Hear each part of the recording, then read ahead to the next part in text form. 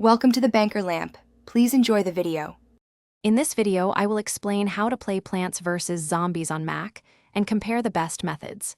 Many classic games, including this beloved title, can be enjoyed on Apple computers with a few different approaches. We will explore 3 primary options, discussing their ease of use, performance, and any specific requirements. By the end, you will know which method is best for your setup. The original Plants vs. Zombies was indeed released for Mac OS X, making it a potentially straightforward option. You might find it available through digital storefronts, like EA's official website. However, it's important to note that older 32-bit applications may not run on newer Mac OS versions, specifically Mac OS Catalina, and later. Always check system requirements before purchasing to ensure compatibility with your specific Mac. For guaranteed compatibility, consider running Plants vs. Zombies through a Windows environment on your Mac.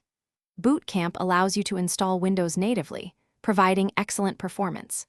Alternatively, virtual machine software such as Parallels Desktop lets you run Windows as an application within Mac OS. Both options require a Windows license and sufficient disk space, typically around 60 gigabytes for the operating system and game. Another option is using emulation.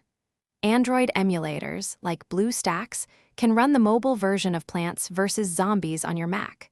For the PC version, tools like Wine or Crossover attempt to run Windows applications without a full operating system.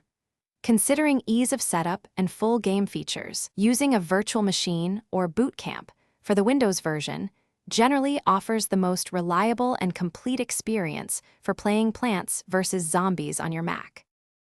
Thanks for watching. If this was helpful, leave a like and consider subscribing. See you next time.